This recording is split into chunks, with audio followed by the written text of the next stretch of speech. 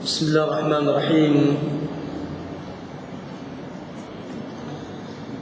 السلام عليكم ورحمة الله وبركاته.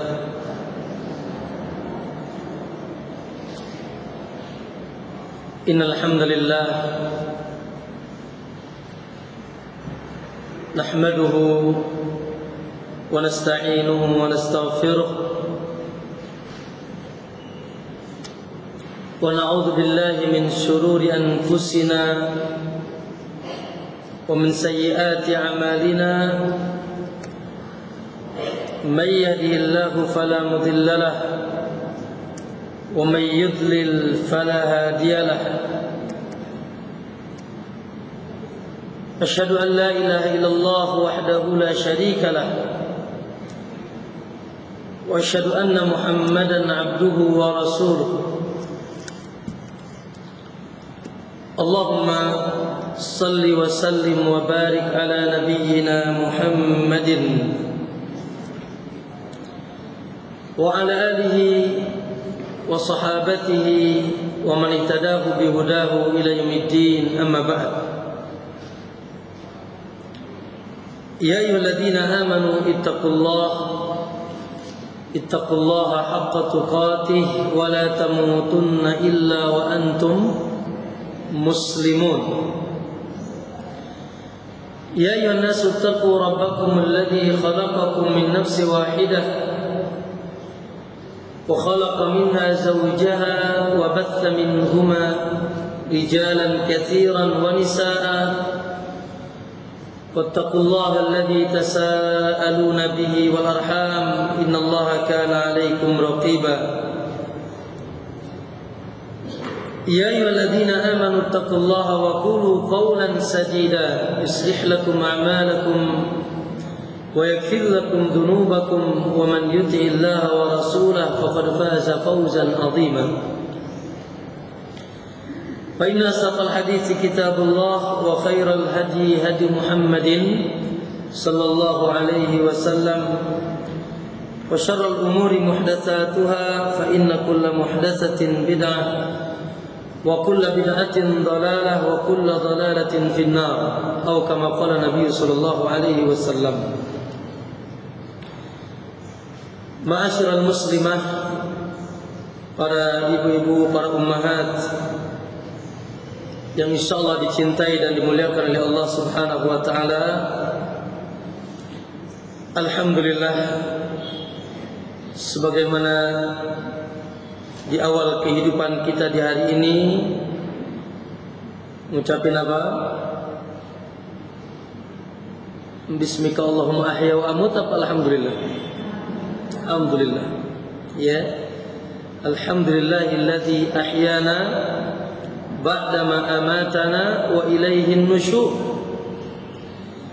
Kita memuji Allah Subhanahu wa taala, di hari ini masih ada umur panjang.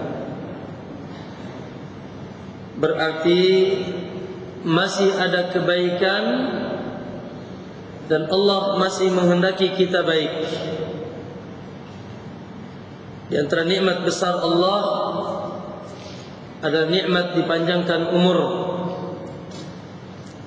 Dan umur salah satu dari musim kebaikan pada seorang manusia. Musim kebaikan dikabarkan ada 5. Ya, musim-musim kebaikan dikabarkan Nabi ada 5. Maka manfaatkan yang 5 sebelum hilang yang 5. Pertama yaitu musim hayataka qabla mautik, hidupmu sebelum wafatmu. Ya, selama kita masih bisa hidup atau masih hidup, ya, masih ada hayat di kandung badan, maka selama itu pula kita masih bisa menambah ketaatan kepada Allah dan mempersiapkan diri untuk menjadi ahlul jannah. Baik, saya ingin tanya, ibu kenapa bisa ngaji? Jawabannya karena masih hidup. Ya, kenapa bisa salat? puasa, zakat, sedekah, talabul ilm? Jawabannya apa? Masih ada umur. Lamun tos teu aya umurna kumaha? Teu tiasa, ya. Kalau sudah tidak ada umur, maka tidak ada kesempatan lagi untuk kita beramal. Ya, kemudian musim apa lagi? Musim sehat. Ya, ini termasuk musim kebaikan. Sebelum datang masa sakit. Ya, betapa sedihnya ketika kita sakit, banyak angan-angan tapi tidak bisa kita lakukan. Kenapa? Karena keterbatasan. Oleh karena itu, sehat adalah musim kebaikan. Musim apa lagi? Musim waktu kosong. Ya, ketika seseorang mendapatkan waktu luang, waktu kosong, ya, maka itu nikmat besar. Ya, untuk menambahkan ketaatannya kepada Allah, ya, sehingga dia bisa mengisi waktu kosongnya dengan perkara yang diridai oleh Allah Subhanahu wa taala. Yang selanjutnya musim apa? Musim kaya. Masya Allah, ketika kita dalam keadaan luas, keluasan rizki. Ibu bisa nggak masuk surga dengan hartanya? Bisa tidak? Oh, Masya Allah, ya. Banyak orang yang dijamin surga dengan hartanya. Kapan? Kapan? Ketika dia memanfaatkan hartanya di jalan Allah Subhanahu wa taala. Ya, infakkan, dia keluarkan, ya, di jalan Allah, maka Allah Subhanahu wa taala menjanjikan bagi mereka kebahagiaan. Kemudian musim apa lagi? Naam. Ini yang di depan saya sudah tua atau masih muda ini? Ya, insyaallah masih pada muda. Maka musim muda, masa muda itu juga musim kebaikan. Ya, sebelum masa nenek-nenek. Ya, sebelum masa tua renta, mata sudah 4. Ya, kaki sudah 4. Ya, dan hanya bisa berbaring di pembaringan, hanya berangan-angan saja. Kenapa? Karena dia tidak bisa banyak melakukan hal-hal kebaikan, maka aji mumpung. Maka alhamdulillah, bersyukurlah ma'asyiral muslimah rahimakumullah. Musim-musim itu dan musim itu yang disebutkan tadi nikmat-nikmat besar, ya, yang diberikan kepada kita, maka manfaatkan semaksimal mungkin karena cuma sebentar. Musim itu cuma sesaat, cuma sebentar saja akan lewat dari kita. Masa hidup cuma sebentar. Ibu berapa tahun lagi di dunia? Berapa tahun lagi? Ya Allah, sebentar. Saya sering tanya, kalau kita 50 tahun lagi ada di mana nih? Ibu-ibu yang 50 tahun lagi ada di mana kita? Lagi yang sudah beruban, ya, sudah siap-siap. Musim sehat, musim luang, musim masa muda, masa kaya, ini musim yang sebentar saja. Ya, sehingga kita manfaatkan semaksimal mungkin, ya, untuk kehidupan yang selama-lamanya setelah kehidupan ini.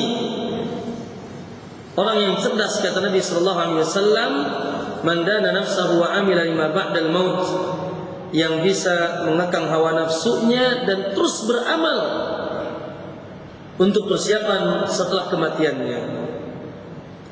Ma'asyiral muslimin rahimakumullah, dalam rangka mengisi atau perkara yang paling hebat, yang paling agung, ya, yang paling dominan seseorang bisa mengisi 5 kesempatan itu adalah seseorang memiliki dalam kehidupannya al-ilmun nafi', ilmu yang bermanfaat. Ya, ilmu yang bermanfaat. Seseorang ketika memiliki ilmu yang bermanfaat, Ya dari mulai dia mencarinya sampai dia mengamalkannya, insya Allah dia akan bisa mengisi kehidupan dengan kebaikan di atas ridha Allah Subhanahu wa taala, karena Allah menjamin dunia dan akhirat bagi siapapun yang memiliki ilmu yang bermanfaat, bahagia dunia dan di akhirat. Rasulullah katakan apa? Man yuridillahu bi khairan yufaqihu fiddin. Barang siapa yang dikehendaki baik oleh Allah, maka dia dipahamkan agama. Jadi kalau kalau kita mau dicalonkan menjadi orang baik, the best, manusia terbaik, maka Allah mudahkan dia memahami agama. Dan survei membuktikan, orang-orang yang dikenal sampai saat ini, dari mulai para nabi, Rasulullah, para sahabat, para tabi'in, dan para ulama-ulama setelahnya, kira-kira namanya dikenang baik apa buruk? Dikenang baik apa buruk? Oh, Masya Allah. Ketika kita mendengar Rasulullah, kita ucapkan apa? Sallallahu alaihi. Dan kita mencintai nama ini. Ketika kita mendengar Abu Bakar, Umar, Utsman, para sahabat, kita ucapkan apa? Radhiyallahu anhum. Dan kita mencintai nama-nama ini. Ketika kita mendengar siapa lagi? Imam Syafi'i, Malik, Ahmad, Ibnu Taimiyah dan lain sebagainya, kita ucapkan apa? Rahimahullah. Kita doakan semoga Allah menyayangi mereka, dan kita mencintai nama-nama ini. Kenapa? Karena mereka orang-orang yang telah mendapatkan keutamaan menjadi manusia terbaik dengan apa? Ilmu. Ada enggak nama ibu atau anak ibu, suami ibu Fir'aun? Ada enggak? Enggak ada. Baik, kenapa? Salah nama Fir'aun. Ada enggak nama anak ibu? Bu, anaknya siapa? Qarun. Ada enggak? Enggak ada. Atau ditanya anaknya siapa? Abu Jahal. Ada enggak? Enggak ada. Bukankah Fir'aun raja di raja? Bukanlah Qarun orang terkaya?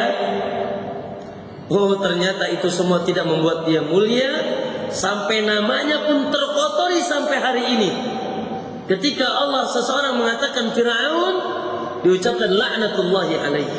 Allah melaknatnya. Qarun juga demikian. Dikarenakan apa? Dikarenakan mereka ketika hidup tidak pakai ilmu. Lalu di akhirat bagaimana, Ustaz?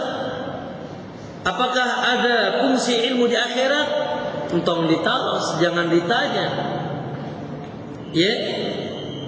Bahkan syarat mutlak tidak ada jalan untuk menuju negeri akhirat yang bahagia kecuali dengan sama al-ilmu nafi'. Sebagaimana kabar yang masyhur di telinga kita, man salaka tariqan yaltamisu fi ilman sahalahu Allahu lahu tariqan ilal jannah. Barang siapa yang menempuh jalan dalam rangka menuntut ilmu, Masya Allah, hari ini kita datang ke majlis rek naon ibu-ibu kadir, rek naon cekram pandek lah. Mau apa kita? Mau nuntut ilmu. Maka kabar gembiranya kata Nabi, barang siapa yang menempuh jalan dalam rangka menuntut ilmu, sahalahu Allahu lahu tariqan ilal jannah. Allah mudahkan jalan menuju surga. Masya Allah. Saya akhiri mukaddimah ini dengan perkataan Al-Imam Ibn Rajab. Al-Imam Ibn Rajab berkata ketika mentafsirkan hadis yang tadi, kata beliau, fala sabila, maka tidak ada jalan. Teu aya jalan deui. Tidak ada jalan, semua jalan tertutup. Untuk apa? Ila ma'rifatillah, untuk bisa mengenal Allah. Tidak ada jalan untuk bisa mengenal Allah. Wa ilal wusuli ila ridwani, dan untuk sampai kepada keriduan Allah. Lihat, tidak ada jalan, semua jalan tertutup untuk bisa sampai kepada Allah. Wa ilal wusul ila ridwani, dan untuk sampai kepada keriduan Allah. Wal qurbu bihi fi jannati, dan bisa dekat dengan Allah di surganya. Tidak ada jalan illa an tariqil ilmin nafi', kecuali dari jalan ilmu yang bermanfaat. Ya, Kecuali apa? Dari jalan ilmu yang bermanfaat. Dari mana dasarnya? Alladzi ba'atsa bihi rusulah wa anzala bihi kutubah. Ilmu yang diturunkannya, dengannya diturunkan para rasul dan diturunkannya kitab-kitab, yang maksudnya ilmu yang datang dari Allah dan Rasulnya. Hani'an mari'a, maka bahagialah wahai para ummahat. Makanya tidak berlebihan kalau ibu-ibu bersabar di atas majlis ini, majlis ilmu, kemudian mengamalkan ilmu, fa antunna, maka ibu-ibu sekalian termasuk nisa'u ahlil jannah insyaallah. Ya, termasuk wanita ahli surga insyaallah, tapi bila sabar.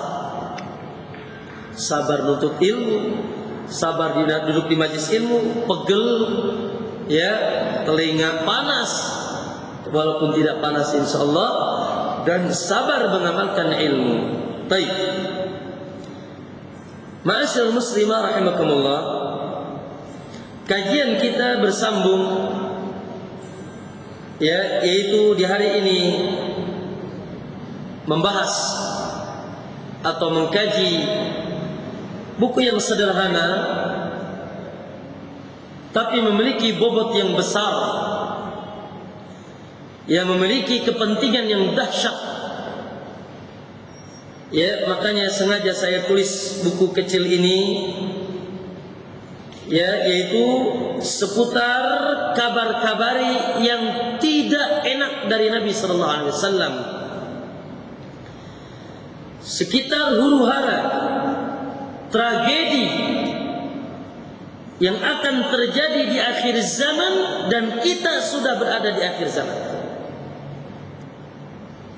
Okay? Sekali lagi, tentang huru-hara kabar-kabar yang tidak enak, kabar-kabar yang bisa merenggut iman,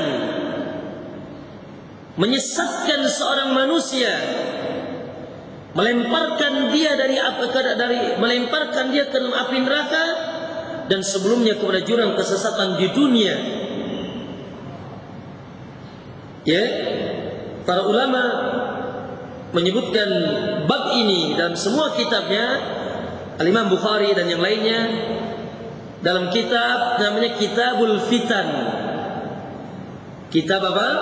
Al-Fitan. Fitan jamak dari fitnah, yang artinya bencana, ujian, balai akhir zaman. Ma'asyiral muslimin rahimakumullah, darurat setiap muslim mengetahui apa yang dikabari oleh kekasihnya, karena kekasihnya menginginkan kita tidak tersesat.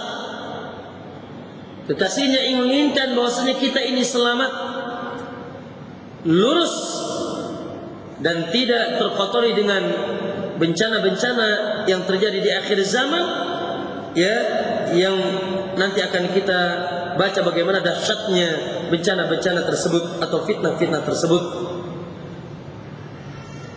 Baik, saya ingin tanya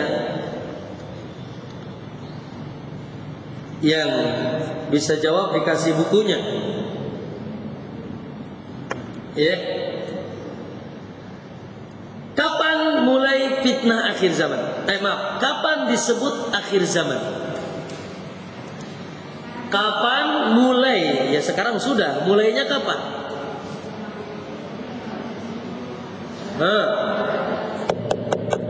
Jangan demo, seorang. Silakan. Nah. Seorang aja ya, yang keras. Nah, coba Bu disambung, apa namanya? Apa katanya? Apa katanya? Barakallahu fiik. Naam. Siapa ini? Nanti diambil bukunya. Naam. Ya. Naam. Ya. Akhir zaman,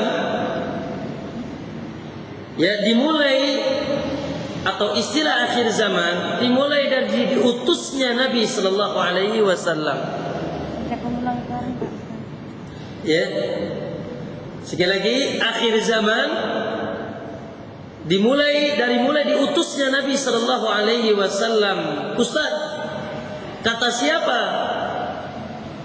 Ya, kata beliau sallallahu alaihi wasallam.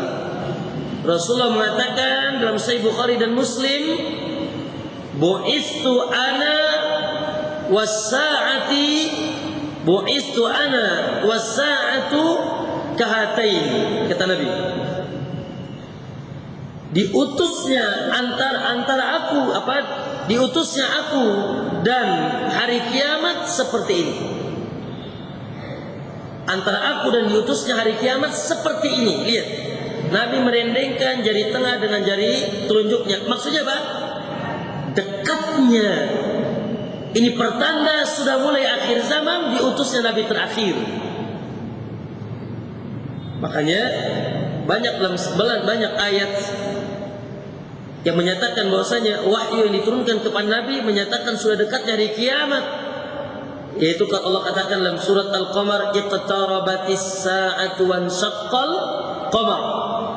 Hari kiamat sudah sangat dekat dan bulan sudah terbelah. Di saat itu di antara mukjizat Nabi sallallahu alaihi wasallam. Baik. Itu pertanyaan pertama. Pertanyaan kedua, kapan mulai muncul fitnah akhir zaman? Baik.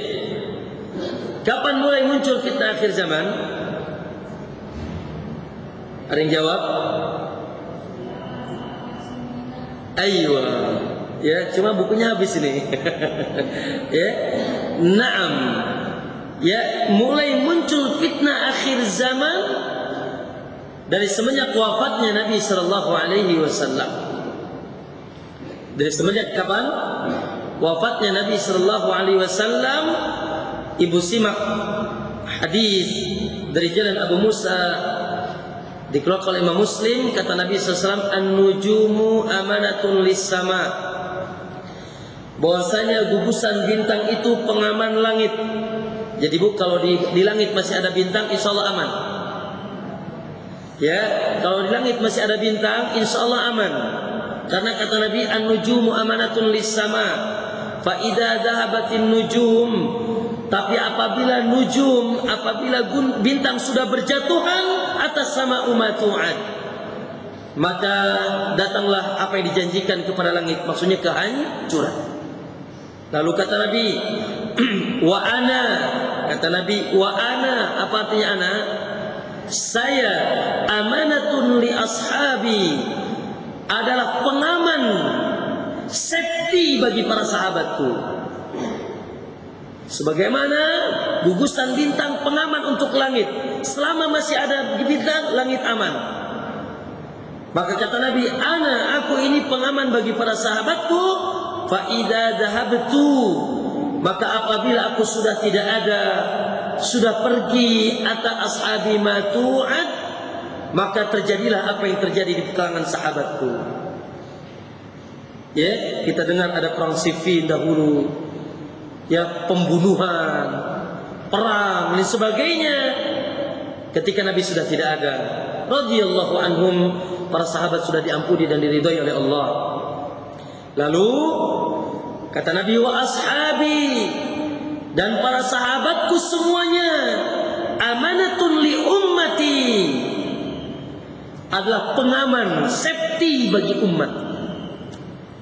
Ya, para sahabat adalah safety, pengaman bagi umat. Maka fa idza dhahaba ashabi, apabila sahabatku, generasi sahabatku sudah hilang, sudah berlalu, sudah lewat, tidak ada lagi Abu Bakar, Umar, Utsman, Ali, ya tidak ada lagi para sahabat, masanya sudah usai, maka ata ashabi, ata ummati ma tu'ad, akan terjadi, datang, yaitu akan terjadi apa yang dijanjikan kepada umatku. Maksudnya apa? Kehancuran atau fitnah akhir zaman. Ma'asyiral muslimin rahimakumullah, saya ingin tanya, kalau diutusnya Nabi itu sudah akhir zaman, ayeuna kumaha?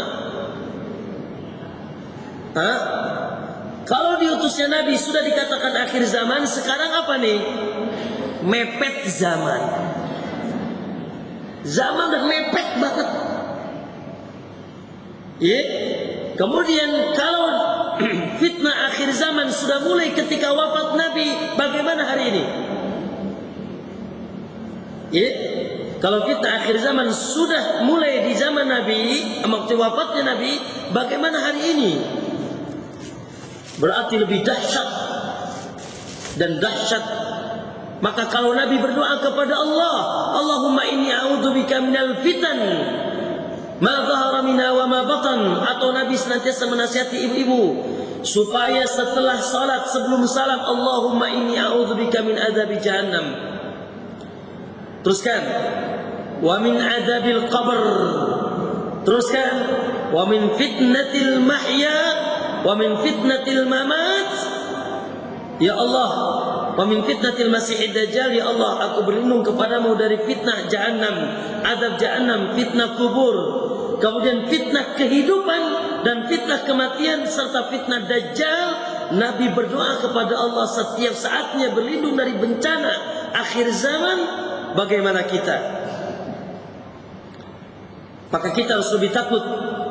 Apalagi ma'asyal muslim rahimakumullah, dengarkan bahayanya fitnah itu, dilihat di halaman 20.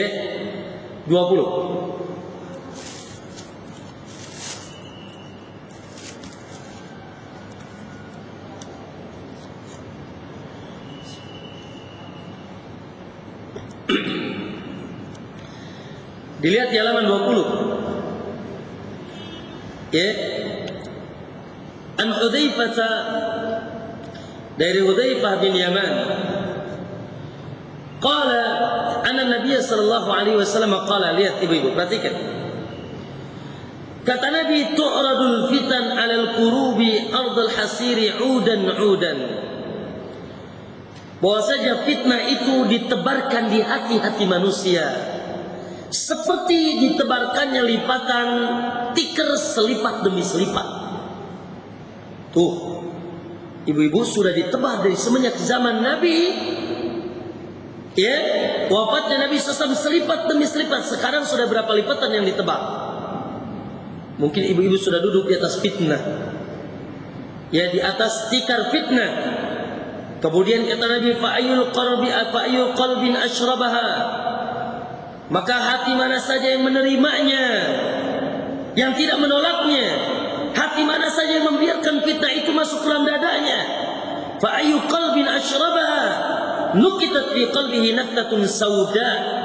Maka dititikkan dalam dadanya titik hitam. Na'udzubillah.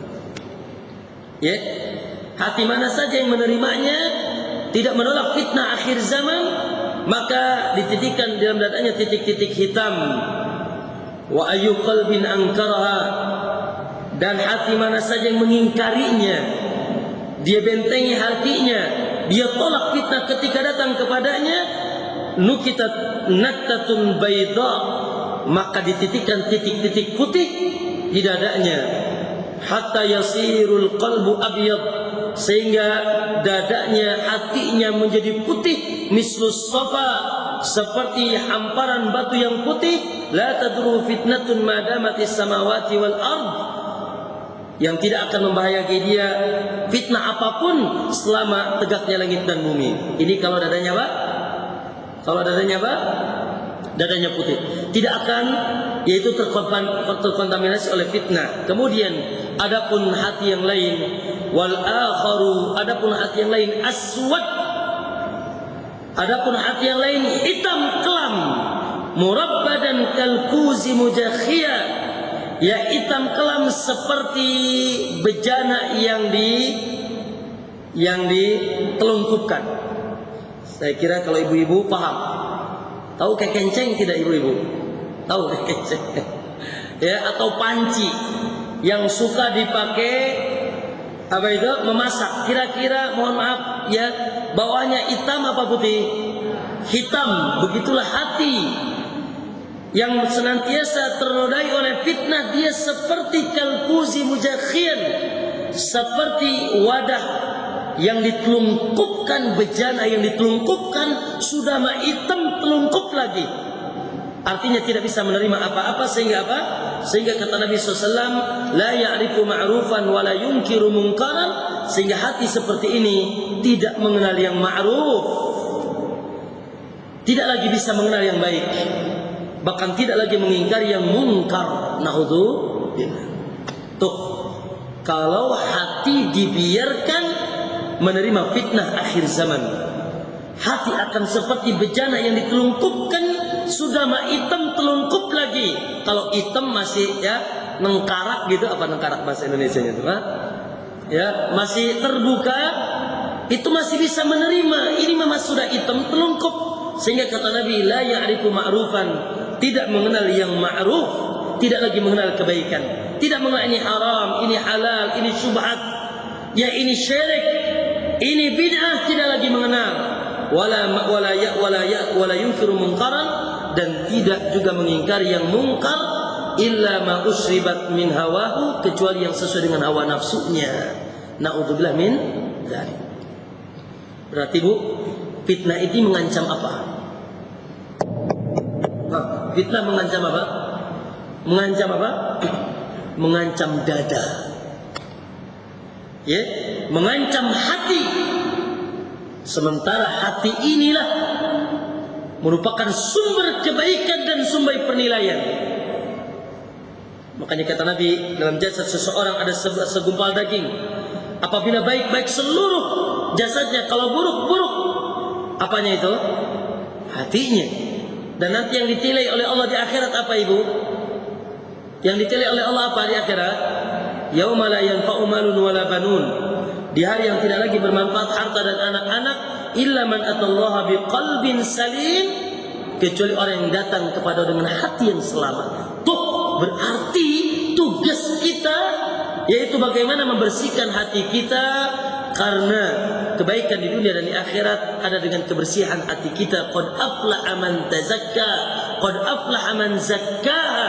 Bahagialah orang yang senantiasa mensucikan hatinya dari apa? Dari fitnah akhir zaman. Baik. Ma'asyiral muslimah rahimakumullah.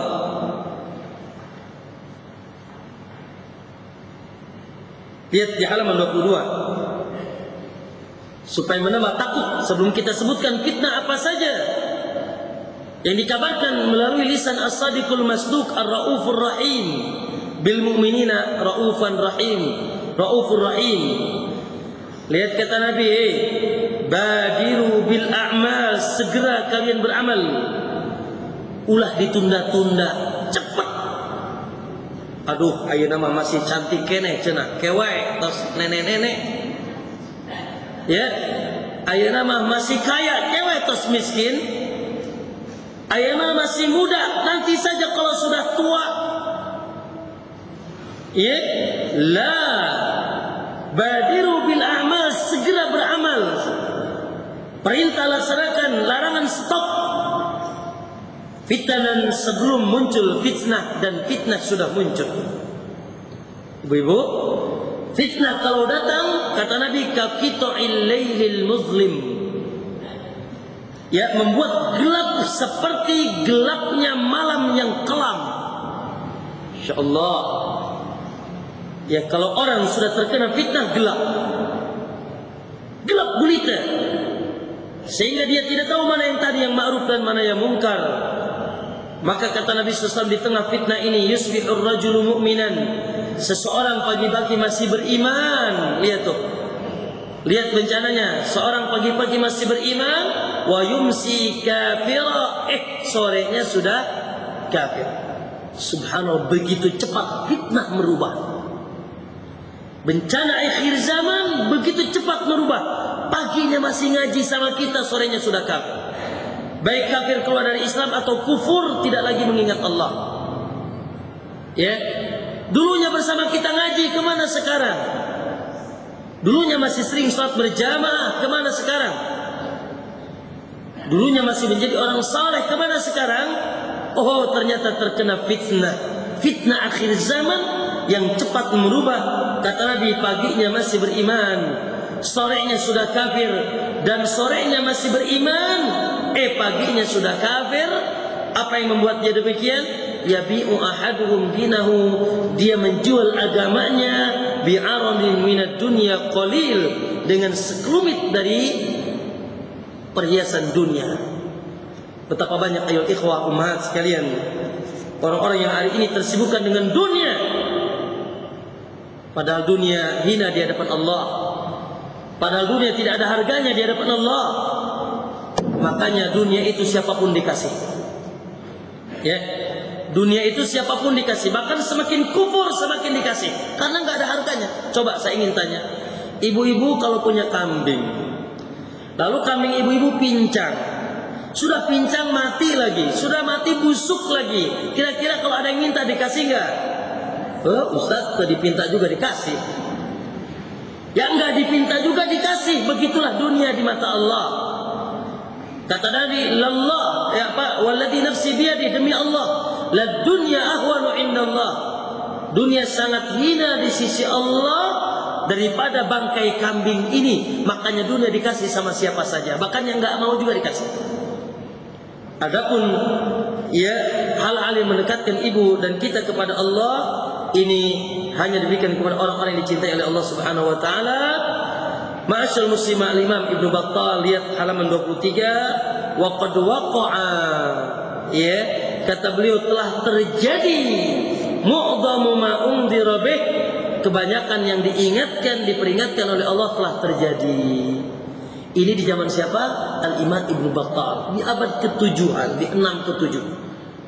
Kata beliau, kebanyakan apa yang diingatkan Nabi dari fitnah akhir zaman telah terjadi. Wa sayaqa'u baqiyatu dzalik, dan sisanya akan terus terjadi. Bu, kalau di zaman Ibnu Battal sudah terjadi, ayeuna kumaha? Sekarang bahkan mungkin sebentar keluar kita lihat fitnah akhir zaman. Bahkan di masjid ini kita lihat fitnah akhir zaman. Akan kita cek lagi. Semoga Allah menyelamatkan kita dari fitnah akhir zaman. Fitnah yang dahsyat, ya, yang tadi bisa menodai hati, menghitamkan hati, bahkan menutup dan akan mematikan hati. Na'udzubillah. Oleh karena itu darurat setiap kita mengenal fitnah akhir zaman. Baik. Apa saja fitnah yang dikabarkan Nabi SAW? Ya ma'asyal muslimah, buku ini kecil. Karena sengaja saya bikin, buat saya tulis bukunya kecil, karena kalau besar suka nggak habis. Semangat beli, taruh di lemari, ya nggak pernah ya dibaca. Dan ketika baca palingnya depannya saja. Semoga kecil ini terbaca semuanya. Yang kedua, memang saya berniat meringkas, ya, karena yang dikabarkan di sini sebagian dari fitnah akhir zaman, tapi insya Allah yang sebagian ini saya sebutkan 12 fitnah akhir zaman.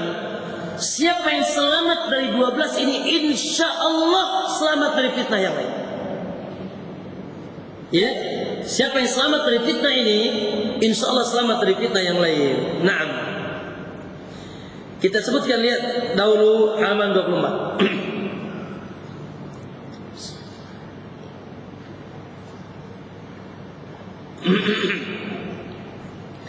Inilah tragedi akhir zaman yang dikabarkan.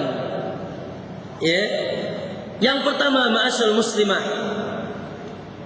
umat ini akan ngebeok. Tahu beok tidak? Ya. Orang assalamualaikum ikut assalamualaikum. Orang nyanyi ikut nyanyi. Orang telanjang ikut telanjang. Orang pakai baju ikut pakai baju. Beok. Artinya apa? Umat ini akan mengikuti umat-umat tersesat. Umat ini akan taklid buta, mengikuti umat-umat tersesat, bahkan bangga dengan umat tersesat. Baik, yang kedua, munculnya fitnah terdahsyat di tengah umat, fitnah yang membinasakan dunia dan akhirat, yang memutuskan urat nadi kehidupan, membatalkan seluruh amal, yaitu fitnah asyirku billah, menyekutukan Allah, dan munculnya cucumuk-cucumuk para pengaku nabi.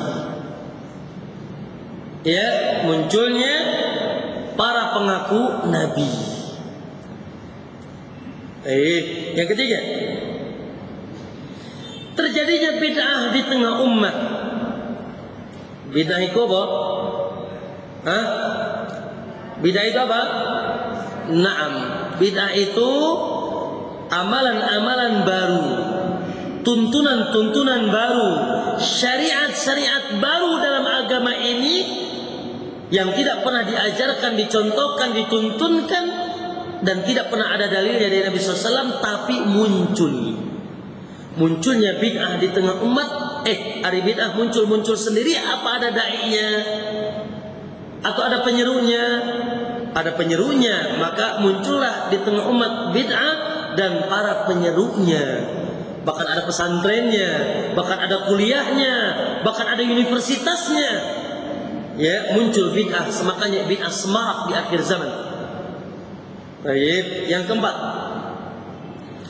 terpecahnya umat Islam ke dalam firqah-firqah, golongan-golongan.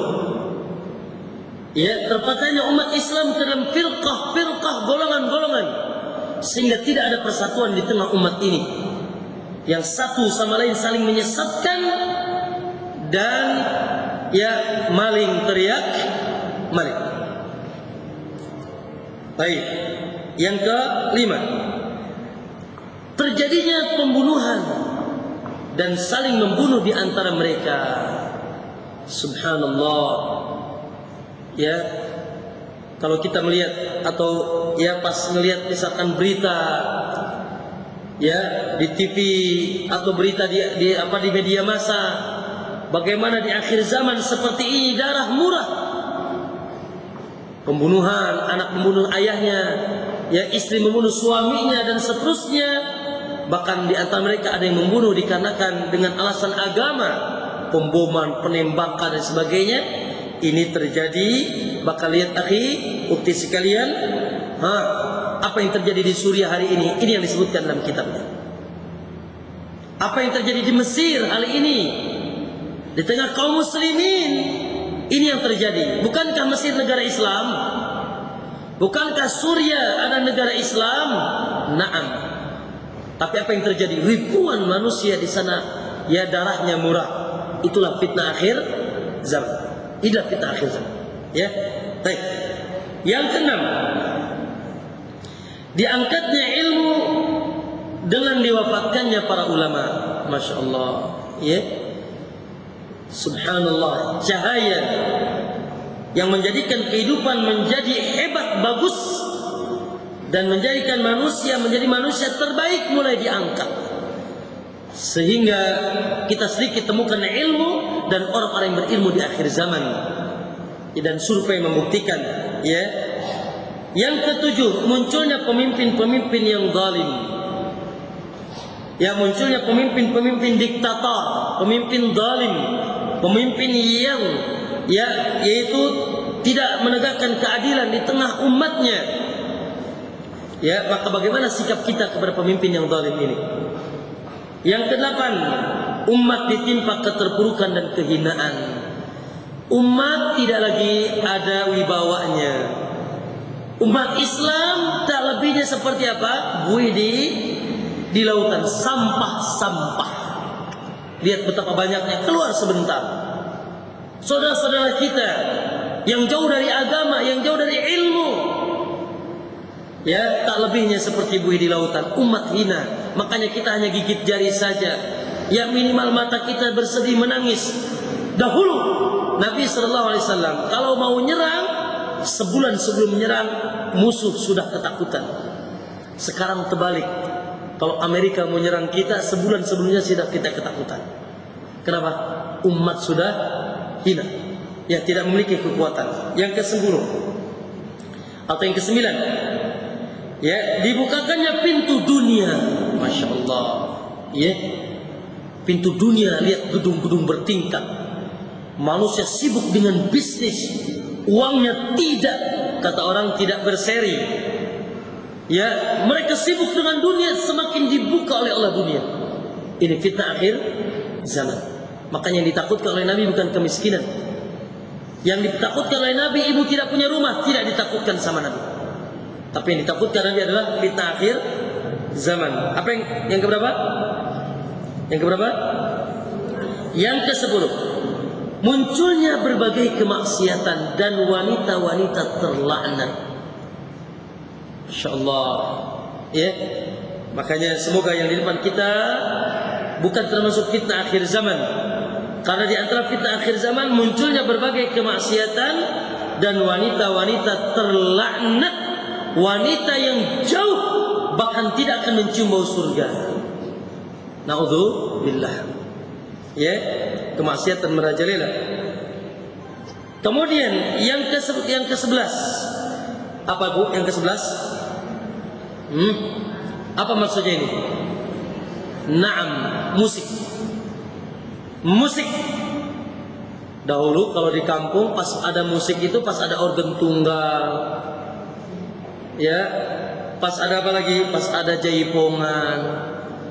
Ya, atau ada apa namanya? Layar tancap. Sekarang di HP sudah ada musik. Sekarang di tangan kita musik kemana-mana.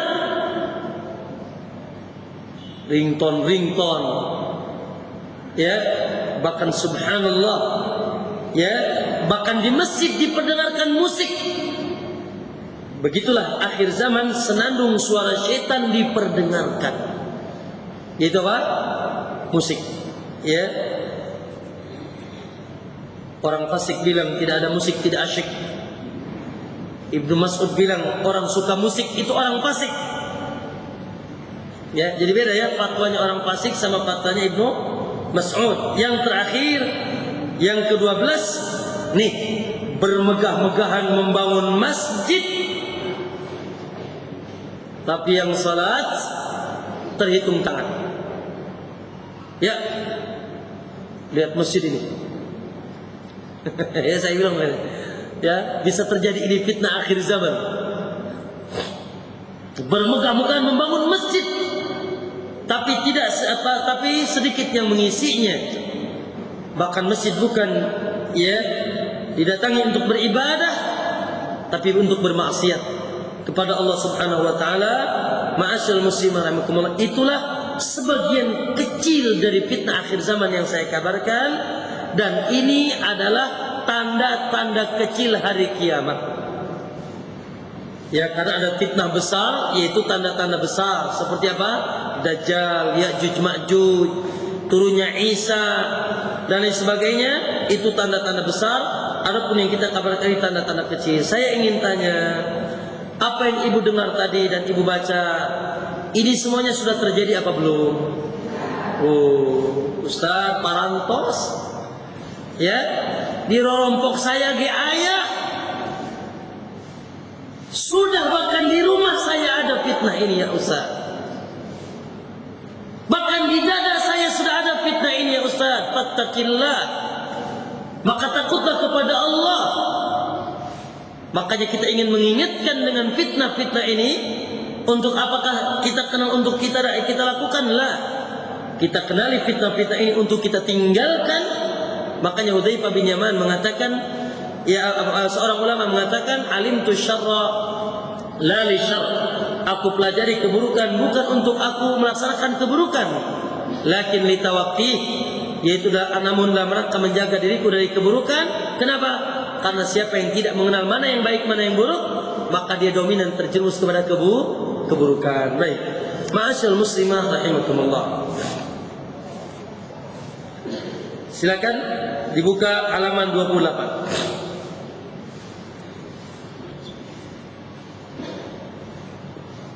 Kita uraikan dengan ringkas satu persatu. Kalau selesai alhamdulillah, kalau tidak selesai insyaallah ya ibu bisa baca, dan kalau ada yang kurang jelas bisa telepon atau kita ketemu tahun depan lagi insyaallah. Karena kesini kan setahun sekali kalau nggak salah. Baik. Naam.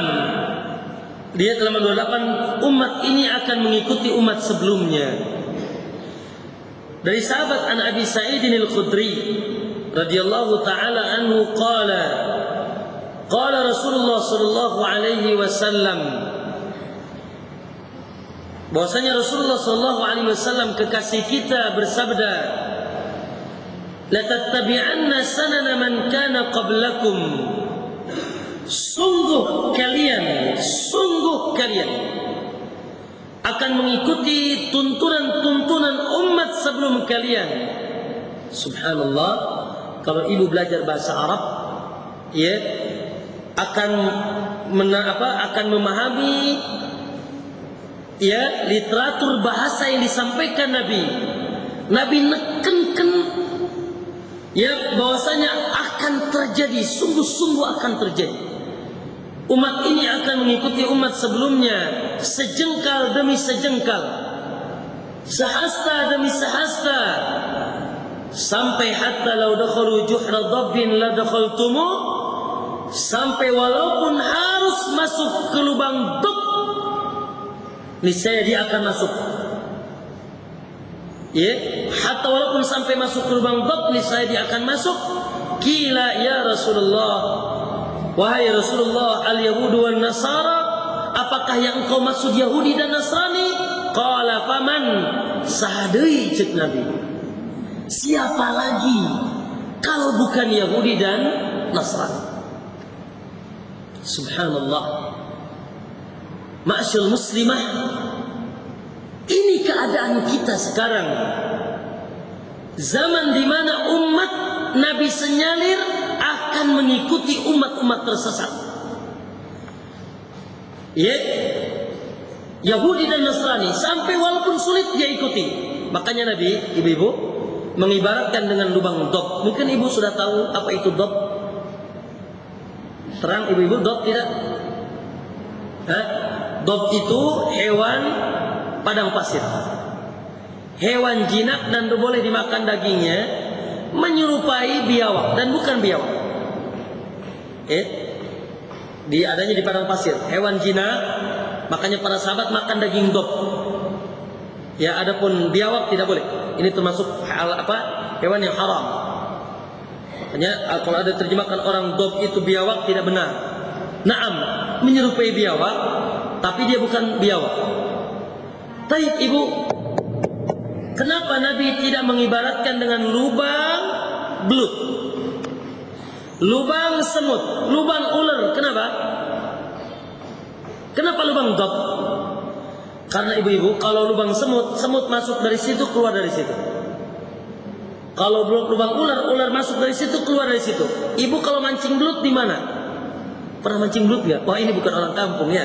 Kami dulu mancing belut, di lubang masuknya belut. Masuk dari situ, jadi mudah lubangnya. Adapun dob, dia masuk di satu lubang, muter-muter dulu di dalam, dan tidak mungkin keluar dari lubang itu. Dia bikin lubang yang lain. Artinya apa? Walaupun sulit akan diikuti. Saya ingin tanya ibu-ibu, mana yang lebih mudah ketika ibu berdoa? Bangun di waktu malam, kemudian melaksanakan salat malam, kemudian mengangkat tangan dan menangis bermunajat kepada Allah di sepertiga malam, atau ibu sewa mobil, keluarkan ongkos, letih di jalan, kemudian keliling Banten, doa di kuburan? Mana yang lebih mudah? Mana yang sulit? Nah, yang kedua. Sewa mobil, keluarkan uang, tenaga, tinggalkan suami. Alhamdulillah, nggak tahu nih pengajian Al-Hujjah suka sewa mobil nggak nih keliling Banten? Suka? Ya? Naam, lalu menangis di kuburan, ngerkes kepada orang yang sudah meninggal, menganggap bahwasanya kuburan tempat ibadah. Syariat siapa ini? Syariat siapa? Rasulullah sallallahu alaihi wasallam sebelum meninggalnya, laknatullahi 'alal yahudi wan nasara. Allah melaknat Yahudi dan Nasrani, ittakhadhu qubur anbiya'ihim masajid. Mereka menjadikan kuburan nabi-nabi mereka masjid, tempat ibadah. Kuburan dijadikan tempat baca Quran, tempat berzikir, tempat berdoa. Bahkan dia tidak pernah nangis di masjid, di kuburan nangis. Tidak pernah dia sedekah di masjid, di kuburan, masya Allah bersedekah. Ya, mereka telah menjadikan masjid sebagai kuburan sebagai masjid. Syariat siapa ini? Yahudi dan Nasrani. dibangunlah bangunan-bangunan di atas kuburan. Ini Yahudi dan Nasrani. Baik. Sekarang orang-orang pada datang ke dukun, ke tukang sihir. Baik, pada datang ke dukun, ke tukang sihir, lalu pakai jimat, pakai wafak, baik cincin atau apa, sabuk dan lain sebagainya. Ini dari mana? Saya ingin tanya, siapa yang pernah mengguna-guna Nabi? Yang pernah mengguna-guna Nabi siapa? Yahudi. Nabi pernah diguna-guna dan kena oleh Labid bin A'sam. Berarti sihir, guna-guna, pelet, santet, teluh, pakai jimat dan lain sebagainya, itu juga dari Yahudi.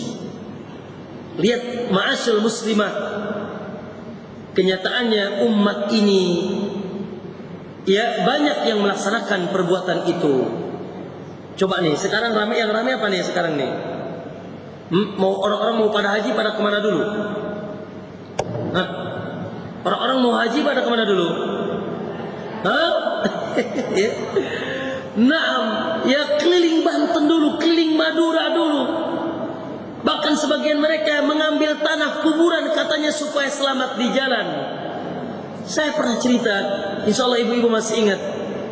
Seorang wanita saya temui di Madinah. Lalu dia menangis. Ibu, kenapa menangis? Waduh Pak, saya ini terlepas dari terpisah dari rombongan. Saya bilang, ibu jangan terpisah dari rombongan. Ini di negara orang. Apa jawaban dia? Spontan dia mengatakan, saya ini terpisah dari rombongan karena saya punya kekurangan atau ada sesuatu yang saya tinggalkan. Apa? Ada kuburan satu di Banten yang belum saya ziarahi kemarin. Wallahi saya dengar dengan telinga saya. Seorang ibu mengatakan ketika sesat di Madinah, dia bilang gara-gara kawalah ada kuburan yang tidak didatangi di Banten. Subhanallah. Sehingga dia terkena fitnah akhir zaman. Baik. Apalagi ibu-ibu? Bid'ah dalam agama. Agama Nasrani, kalau ibu jadi ustazah di Nasrani, nggak boleh nikah. Kalau ibu suaminya jadi kiai di Nasrani, itu nggak boleh nikah. Ini namanya rohbaniyah. Apa? Rohbaniyah dalam agama Yahudi dan Nasrani. Bahwasanya orang-orang rohbaniyah, ahli ibadah, tidak boleh menikah.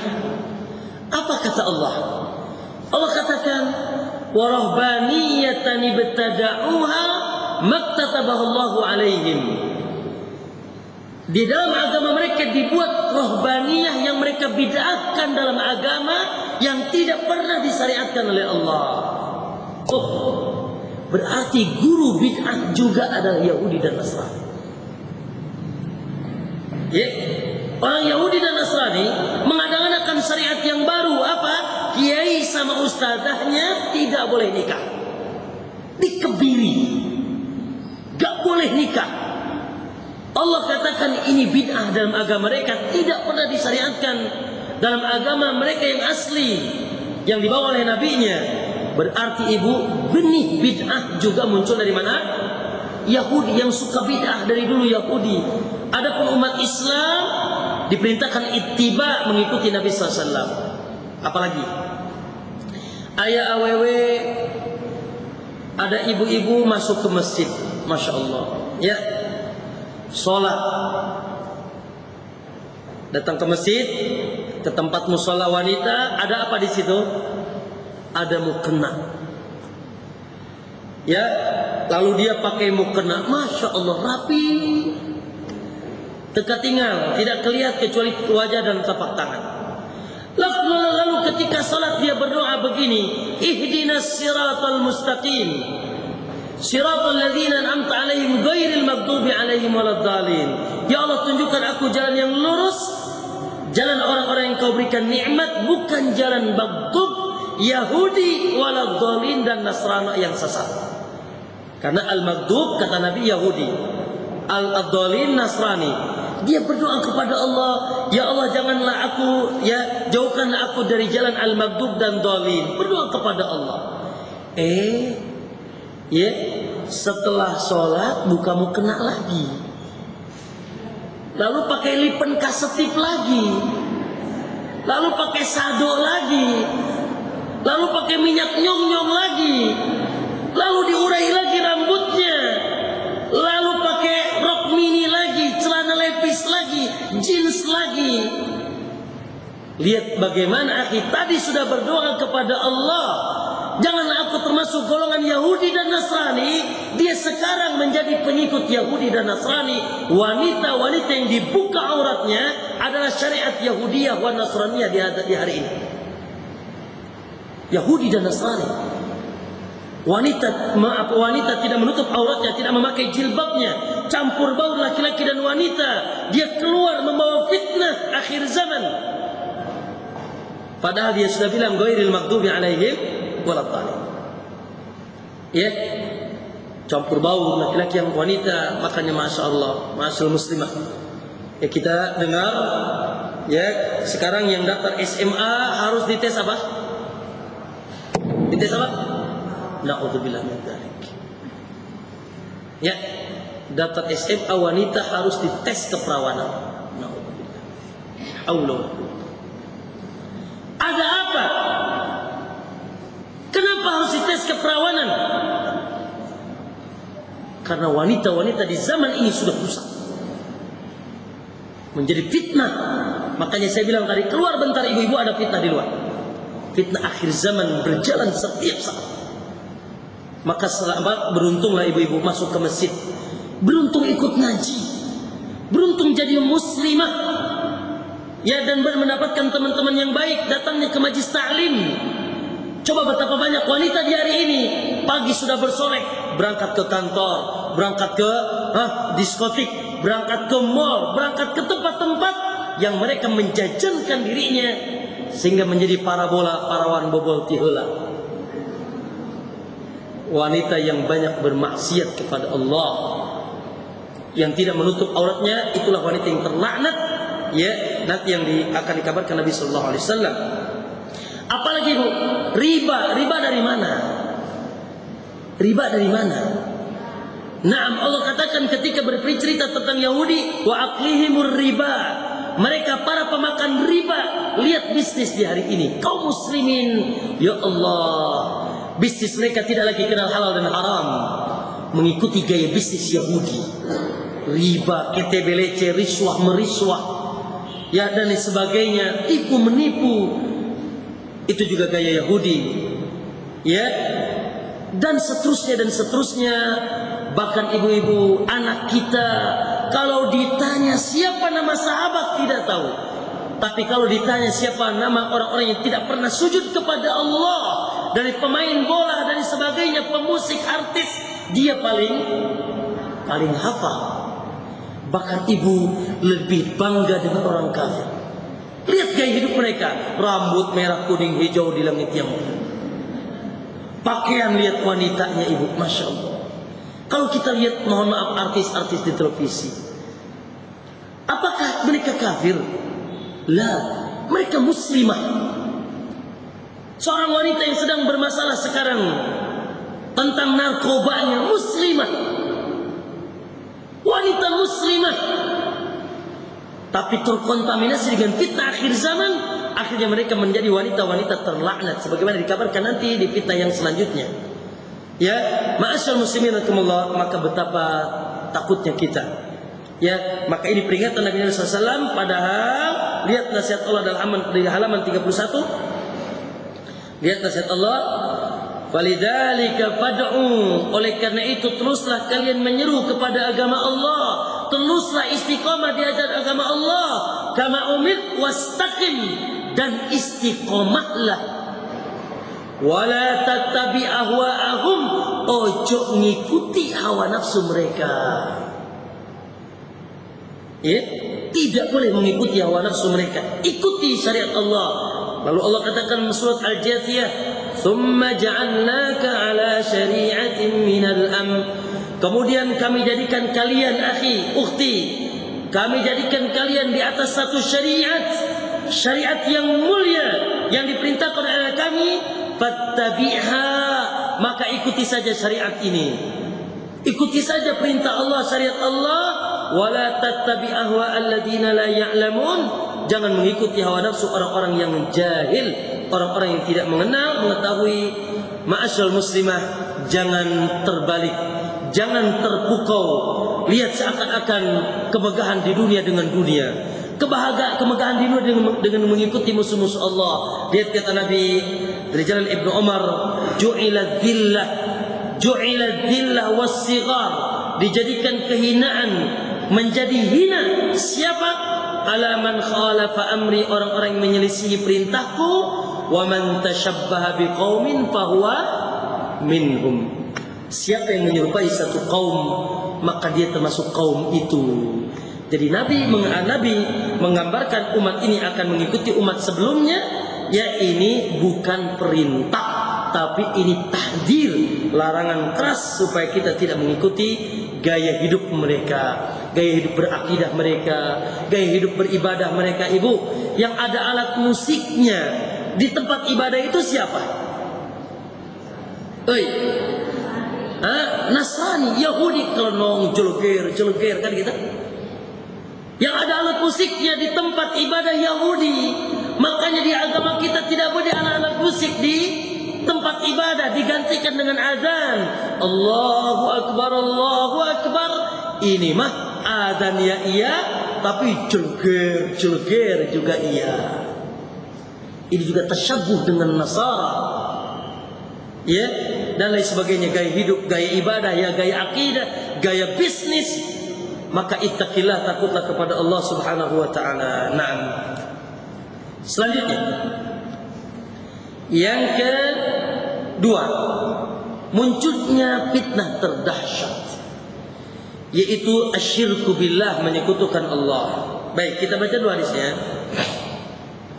An Thauban, dari Thauban, qala Rasulullah sallallahu alaihi wasallam, Rasulullah SAW bersabda, wa innama akhafu ala ummati, wa innama akhafu ala ummati, sesungguhnya yang paling aku takutkan, aku khawatirkan terjadi di tengah umatku, apa itu?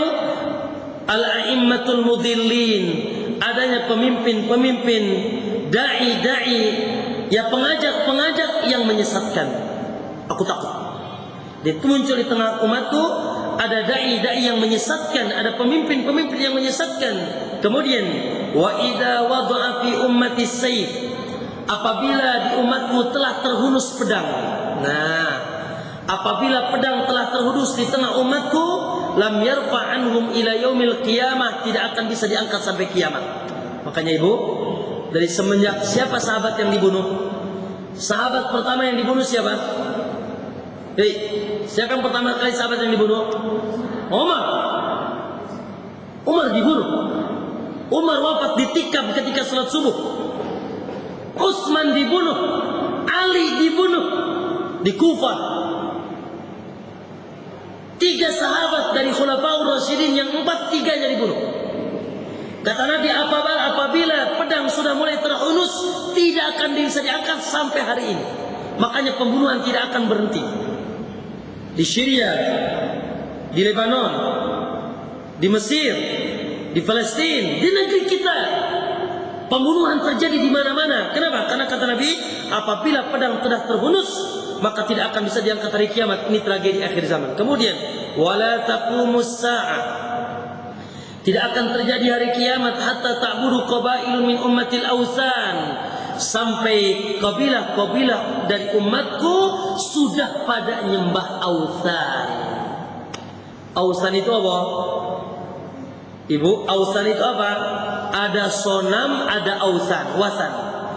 Ada sonamun, sonamun itu sesembahan selain Allah yang berbentuk patung, itu sonam. Itu namanya sonam, sesembahan selain Allah yang berbentuk patung. Nah, adapun wasan, ya, sesembahan selain Allah apapun bentuknya. Di antara doa Nabi, Allahumma la taj'al qabri wasanan yu'bad. Ya Allah, jangan kau jadikan kuburanku wasan. Nah, kata Nabi, jangan kau jadikan kuburanku apa? Wasan, tempat menyembah yang disembah.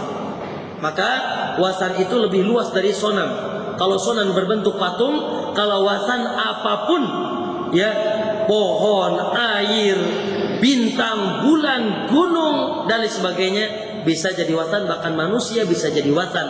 Itu sesembahan selain Allah. Kemudian, wa innahu sayakunu fi ummati, sesungguhnya akan terjadi di tengah umatku kadzabun, orang-orang pendusta, orang-orang yang ngibul, yang berdusta. Apa kedustaannya? Kulluhum yaz'umu annahu nabi, semuanya mengaku-ngaku bahwasanya dia nabi. Akan muncul 30 orang di tengah umatku, semuanya mengaku bahwasanya mereka nabi. Wa ana khatamun nabiyyin, padahal aku ini penutup para nabi. La nabiyya ba'di, tidak ada nabi setelah aku. Tidak ada dan tidak boleh ada nabi setelah aku. Kemudian, namun di akhir hadis ini ada kabar gembira. Semoga kita termasuk yang disebutkan dalam hadis ini. Akhir hadis ini, wala tazalu, namun akan senantiasa ada ta'ifatun min ummati, sebagian kecil dari umatku, alal haqqi zahirin, mereka nampak istiqamah di atas yang hak. Masya Allah. Insya Allah akan senantiasa ada. Ya, sebagian dari umatku, sedikit dari umatku yang mereka nampak dan mereka istiqamah di atas kebenaran. La yadurru man khafalafahum wala man ma'ata yati amrullah, tidak membuat madarat mereka banyak orang yang menyelisihi mereka. Ya, ini siapa ini yang terakhir? Ahlus sunnah, rijalan wa nisaan, baik laki-laki maupun wanitanya. Ma'asyiral muslimin rahimakumullah, wal iyadu billah. Ya, yang kita petik di sini dari hadis rentetan hadis ini, dua fitnah terbesar. Yang satu lebih besar dari yang lain, yaitu yang pertama fitnatus syirik. Fitnah menyekutukan Allah. Ini fitnah yang paling dahsyat, besar, yang dengan fitnah ini rusak dunia dan akhirat. Bahkan Allah murka ketika fitnah ini terjadi, sampai Allah tidak akan mengampuni dosa syirik. Sampai Allah mengancam, kalau ente syirik, hapus amal ente semuanya.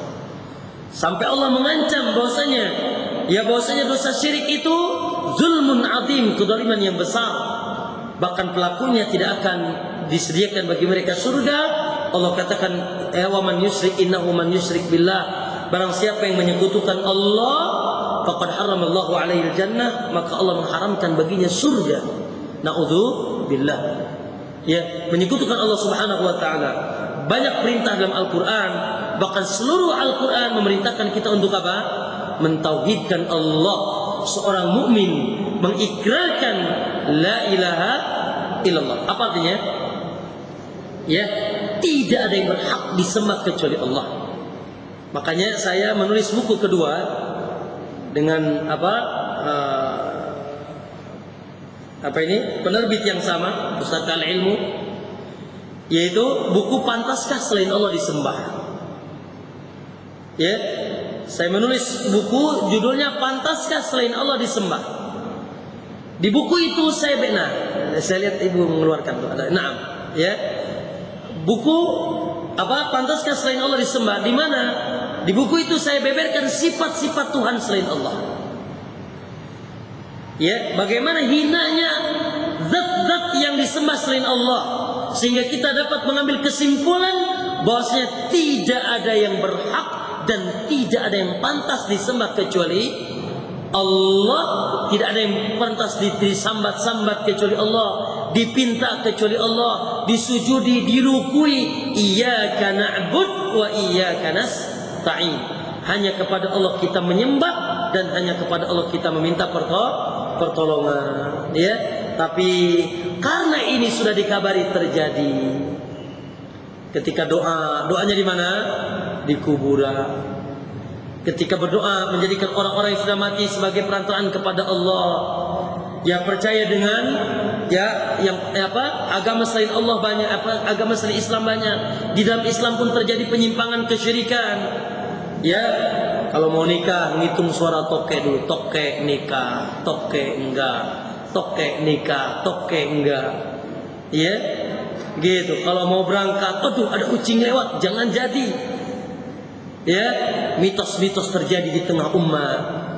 Ya, bahkan kepercayaan-kepercayaan. Ya, percaya dengan, saya pernah katakan ada istilah santer di negeri kita.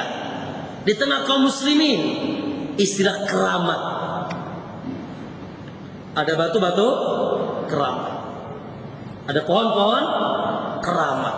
Ada kuburan-kuburan keramat. Ada akhwat-akhwat, enggak ada itu. Cuma enggak ada akhwat keramat doang. Semua dikeramatkan. Diyakini bisa mendatangkan manfaat dan menolak madat. Sampai ada tai kebo dikeramatkan.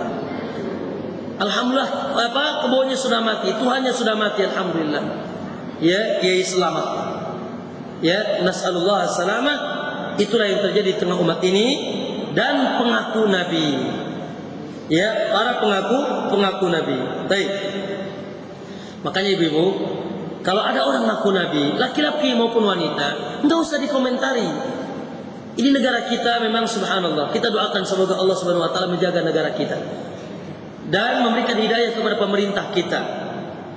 Ya, kalau sudah ada orang ngaku nabi, sudah suruh tobat 3 kali. Kalau sudah tidak mau tobat, gorok tenggorokannya. Bunuh saja. Saya ingin tanya, di zaman Abu Bakar apa yang muncul? Perang Yamamah, memerangi apa? Ada perang Yamamah di zaman Abu Bakar, memerangi kelompok apa? Memerangi 3 kelompok. 1, muncul sepeninggalan Nabi para pembangkang zakat, nggak mau pada bayar zakat. Yang kedua, muncul sepeninggalan Nabi orang-orang murtad, pada murtad keluar dari Islam. Dan yang ketiga, muncul sepeninggalan Nabi para pengaku Nabi. Dan yang pertama namanya siapa? Musailamah Al-Kadzdzab. Yang aneh lagi, saya pernah ngisi di penjara sini, penjara Tangerang. Di penjara ada Nabi. Naam, ada Lia Aminuddin. Di penjara Tangerang sampai sekarang tuh Nabi masih di penjara. Kasihan tuh Nabi, Bu, selamatin tuh temannya. Ya, subhanallah, mereka orang-orang sesat. Dan mereka orang-orang Islam, bukan orang Muslim, bukan Muslim. Makanya ada kelompok besar di negeri kita, Ahmadiyah, ya, yang mengaku bahwasanya ada Nabi setelah Muhammad, itu Mirza Ghulam Ahmad, adalah kelompok tersesat di alam semesta ini. Baik, lihat di halaman 36, ya, di antara syirik yang menyebar, atau 35, lihat di bawahnya, syirik seputar kuburan, orang-orang menjadikan orang soleh sebagai perantaraan kepada Allah. Ya, bahkan dinyanyikan, ya Rabbi bil Mustafa, dinyanyikan tawassalna wabil hadi Rasulillah. Ya, mereka bertawassul dengan Nabi yang sudah meninggal, dan ini adalah kesyirikan. Ya, dan banyak hari ini, ya, zikir-zikir yang diucapkan oleh sebagian kaum muslimin isinya adalah terdapat kesyirikan. Apalagi ngalap berkah. Ya, ngalap berkah dari kuburan, dari keramat, ya, dan sebagainya. Apalagi sihir. Masya Allah, ibu-ibu pernah ke Banten nggak? Nah, kalau di Banten itu, ya, ada orang, ya, kalau mau masak tinggal pegang aja bejana atau taruh di kepalanya, bisa goreng di atas kepalanya. Ya, kalau mau nyala listriknya tinggal pegang aja listriknya, lampu bolhamnya. Ya, mereka potong lidahnya nyambung lagi, potong kepalanya nyambung lagi. Apa? Tahu nggak ini apa? Debus. Pernah dengar debus? Sihir. Ya, sihir. Bahkan dipelajari bagaimana supaya tidak bisa ditembak, sudah tidak mempan dibacok. Bagaimana supaya kalau dipegang licin. Ya, ada ilmu belut namanya. Tahu ilmu belut ya? Atau belut ya? Ya, ada belut kalau dipegang gimana? Licin nggak? Ada ilmunya. Itu sihir. Bagaimana kalau aww melihat kita jadi cinta atau jadi benci? Itu juga sihir. Pelet, saraf, ya, terjadi di tengah kita. Baik. Kemudian perdukunan. Masya Allah. Ya, sekarang ada santet, ada teluh, ada guna-guna. Masya Allah. Bahkan ada sekarang pengobatan, ya, dengan cara yang samar, dipindahin, penyakit ke hewan dulu, nanti hewannya disembelih. Adalah ini sebuah perdukunan. Nanti kalau datang ke dia, kamu mau sembuh, nanti kalau sudah sembuh bawa ayam hitam, kambing hitam, nanti disembelih, dicucurkan darahnya. Perdukunan. Ya kalau mau berobat kepada dia, ditanya dulu namanya 7 turunan, bin siapa, bin siapa, bin siapa, bin siapa, bin siapa. Ya, atau suruh bawa-bawa yang aneh seperti apa? Suruh bawa apel jin atau sirih hitam, atau suruh merubah rumah Anda. Rubah antum itu sial ngadep ke sini. Nah, paranormal yang tidak pernah normal. Ya, yang suka yaitu menerka-nerka kejadian yang akan datang. Dilihat, Pak, suami saya ini nasibnya gimana? Sini tangannya sini. Dilihat, oh iya, ini raut tangan seorang-orang ini nih katanya. Ya, paranormal. Yang meramal nasib-nasib kapan waktu nikah yang paling bagus. Oh, hari sekian, tanggal sekian. Ya. Oh, kapan akan terjadi? Oh, nanti tanggal 9 bulan 9 tahun 9 tanggal bulan jam 9 menit ke 9 dan sebagainya terjadi. Dan ini bahkan Ibu ada 10.000 paranormal di Indonesia. Maaf, ada 10 juta paranormal di Indonesia. Saya ketemu dengan seseorang, ya dia salah satu anggota yaitu Forum Paranormal se-Indonesia. Kata dia ada 10 juta paranormal di Indonesia yang tidak pernah normal. Sementara kata Nabi, man ata arrafan, barang siapa yang mendatangi dukun atau paranormal lalu dia percaya dengan apa yang diucapkan, dia telah kufur kepada yang diturunkan Nabi sallallahu alaihi wasallam. Kemudian apa percaya kepada tamimah? Apa tamimah? Jimat dan benda-benda mati, menyembah patung, kesyirikan lisan, ya berdoa kepada selain Allah, bersumpah dengan selain nama Allah dan sebagainya. Ini terjadi ya di akhir zaman. Maka akhi ukhti sekalian, ya takutlah kepada Allah, ya jangan sampai dosa ini ya malapetaka ini merasuk ke dalam dada kita. Nah, itu yang kedua. Yang ketiga, terjadinya bid'ah di tengah umat. Na'udzubillah min dzalik. Ya, lihat dahulu halaman 45. Lihat halaman 45 bagaimana kerasnya Nabi tentang penyakit ini. Ibu-ibu, apa bid'ah? Sekali lagi dulu sebentar. Bid'ah itu apa? Kata para ulama, na'am amrun muhdatsatun fid din. Perkara yang baru dalam agama tapi menyerupai syariat. Nih, perkara yang baru dalam agama tapi menyerupai syariat. Sehingga kalau orang melihatnya seakan-akan ini dari agama. Ya, yang dimaksudkan melaksanakannya ingin berlebihan beribadah. Jadi orang ingin berlebihan dalam beribadah sehingga tidak puas dengan tuntunan Nabi. Nabi kalau setelah sholat berzikir, ya masing-masing berzikir. Aduh, ini katanya kurang pas, kurang enak, kurang rame, kurang gema. Akhirnya zikir bareng-bareng. Nabi kalau sudah ada seseorang yang meninggal di keluarganya, cukup saja 3 hari orang-orang bawa makanan. Orang-orang bawa makanan, lalu anak-anaknya pada mendoakan abi dan uminya yang sudah meninggal. Tapi dirasa ini kurang puas, ini kurang wah, kurang rame, kurang megah. Akhirnya dibuat apa? Rangkaian ibadah dari mulai 1, 2, 3, 4, 5, 6, 7, 40 hari, 100 hari, 1000 hari. Nabi kalau mau berangkat haji biasa-biasa saja. Paling bilang sama istri dan anak-anaknya, wasiat, ini kurang katanya, kurang megah, undang semua orang, ngadakan walimah khusus ketika mau berangkat haji. Lihat, orang yang melihatnya seakan-akan yang dia lakukan syariat. Padahal tidak pernah dicontohkan Nabi SAW. Apa fungsinya? Tujuannya apa? Ingin berlebihan dalam beribadah.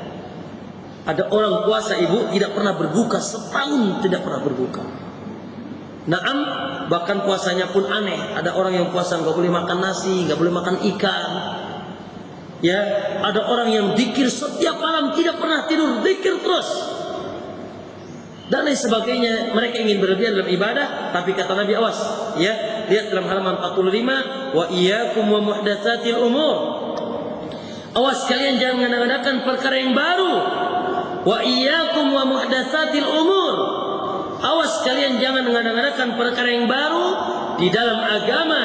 Fa inna kulla muhdatsatin bid'ah. Karena setiap yang baru dalam agama Nabi mengistilahkan yaitu bid'ah, wa kullu bid'atin dalalah. Dan setiap yang baru dalam agama itu sesat, walaupun menurut kita baik.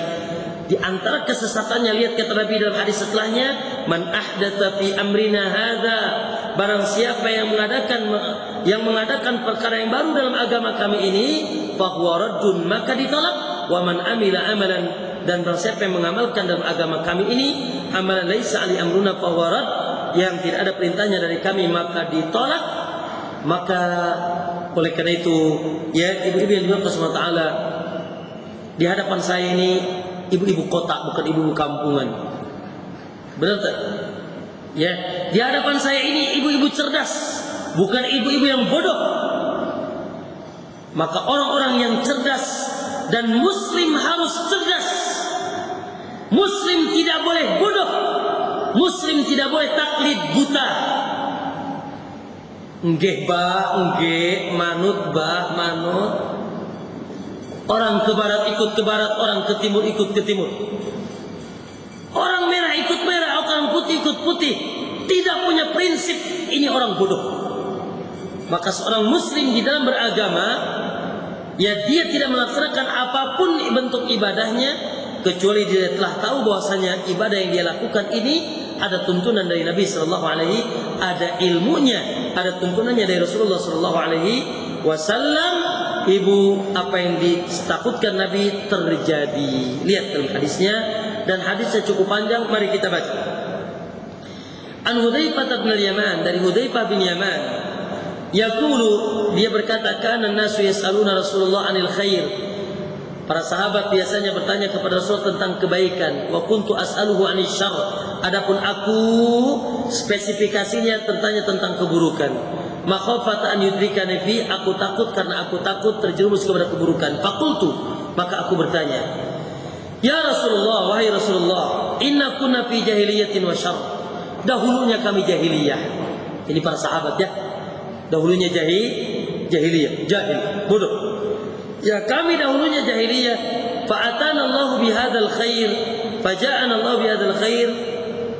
Lalu Allah datangkan kebaikan ini. Maksudnya kebaikan apa? Kebaikan Islam dan tuntunan yang dibawa oleh Nabi Sallallahu Alaihi Wasallam. Lalu kata Nabi, kata beliau, "Fal ba'da hadzal khair min syarr." Apakah setelah kebaikan ini ada keburukan?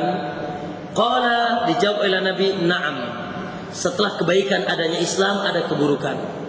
Lalu fakultu, aku bertanya lagi, "Hal ba'da dzalika syarr min khair?" Apakah setelah keburukan itu ada kebaikan lagi?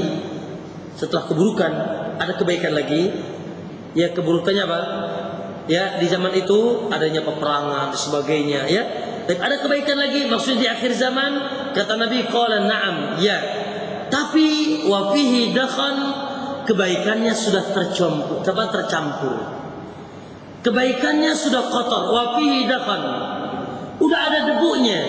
Sudah ada yaitu kotorannya. Lalu bertanya, wa ma dakhanuhu ya Rasulullah? Apa dakhannya Nabi? Nah, Hudzaifah bin Yaman bertanya, di akhir zaman ada kebaikan tidak? Ada, kata Nabi, cuma sudah kotor. Apa kotorannya?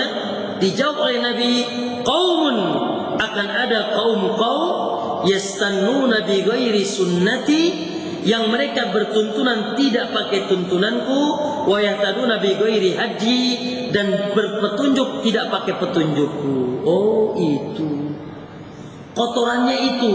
Ada orang-orang yang mengamalkan agama tidak pakai tuntunan Nabi.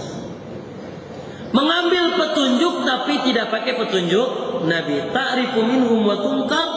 Engkau melihat kebaikan di tengah mereka, juga ada kemungkarannya. Salat sih salat baik, cuma salatnya banyak kemungkarannya. Puasa, haji, ibadah, zikir baik, tapi sudah tercampur dengan kemungkaran. Apa kemungkarannya? Bid'ah di dalam agama. Baik. Kemudian Dia tanya lagi, "Fahal ba'da hadzalika syarr min khair?" Apa min khair min syarr? Apakah setelah kebaikan yang tercampur itu ada lagi keburukan? Qala na'am. Ya, kata Nabi. Apa keburukannya? Du'atun ala abwabi jahannam. Akan muncul nanti setelah itu dai-dai yang mengajak manusia ke dalam neraka jahannam. Na'udzubillah. Ibu-ibu, ya, umat ini terpecah menjadi berapa? 73 golongan. Kata Nabi apa? Kulluhum finnar. Seluruhnya di neraka. 73 golongan seluruhnya di neraka. Saya ingin tanya, 73 golongan seluruhnya di neraka. Setiap golongan ada dai-nya tidak? Ada gurunya tidak? Bahkan ada pesantrennya. Bahkan ada universitasnya. Ada gurunya. Ya, ternyata gurunya menyesatkan mereka ke jalan Allah. Nah, itulah yang dimaksud dengan dai-dai ahlul bid'ah. Dai-dai yang menunjuk kepada kesyirikan dan kebid'ahan. Ini terjadi. Berarti lihat apa yang disenyalir Nabi, semuanya sudah terjadi. Bid'ah terjadi dan dai-dai kepada kesesatan juga terjadi. Baik. Begitulah yang dikabarkan Nabi SAW dan hadisnya cukup panjang.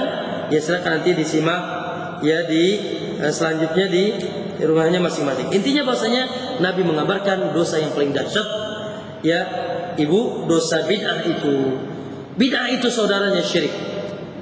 Kenapa? Karena hak menentukan syariat dalam agama ini adalah hak Allah. Hak de facto prerogatif Allah. Yang membuat syariat hanya Allah. Maka ketika ada orang mendatangkan satu syariat yang tidak pernah datang dari Allah, berarti apa? Dia berupaya menjadi tandingan Allah. Makanya para ulama mengatakan al-bid'atu akhu syirik. Bid'ah itu saudara sepupunya syirik. Ya. Kenapa? Karena dia telah mendatangkan menjadi tandingan Allah, mendatangkan syariat yang baru. Baik. Ma'asyar muslimah, waktu kita terbatas. Saya akan sebutkan saja ya syarah sedikit-sedikit dan kita ya ringkas. Yang selanjutnya terpecah umat kepada kelompok-kelompok. Naam, ini sudah terpecah. Dan sebab perpecahan umat sekalian ada jauhnya umat dari sunnah, jauhnya umat dari ilmu, ya sehingga umat terpecah dari ilmu yang sahih. Kemudian apa? Yaitu terjadinya pembunuhan. Ibu-ibu, terjadinya pembunuhan karena dua. Pertama karena syahwat. Ya, ngerebutin apa? Cewek, bunuh. Ya, ada merebutin warisan, bunuh. Ya, ada musuhan dengan orang dengan teman bisnis, bunuh. Itu pembunuhan karena syahwat. Yang kedua ada pembunuhan karena syubhat. Yaitu karena syubhat. Apa syubhat? Kesalahpahaman memahami agama. Ya, sehingga dia mengkafirkan saudaranya, dia bom, dia tembak, ya dia bunuh saudaranya. Ini sebab pembunuhan. Waliyadzubillah, ibu-ibu, ya bahwasanya dosa yang paling besar ya setelah kesyirikan antara anak Adam adalah dosa membunuh. Oleh karena itu nanti yang pertama kali akan dihisab adalah tentang darah. Di hari kiamat ia diharamkan kita yaitu ia membunuh yang dengan tidak cara yang hak. Diangkatnya ilmu, naudzubillah. Ya, ini peringatan bagi kita. Semakin semangat kita nuntut ilmu. Jangan sampai keburu diangkat kita belum menuntut ilmu. Sementara kemadaratan besar ketika kita ya tidak mendapatkan ilmu. Nah, ini yaitu di antara tragedi akhir zaman. Pemimpin-pemimpin yang zalim. Ya, pemimpin-pemimpin yang zalim. Bagaimana sikap kita? Ya, pertama dikabarkan Nabi SAW akan ada pemimpin yang zalim, diktator.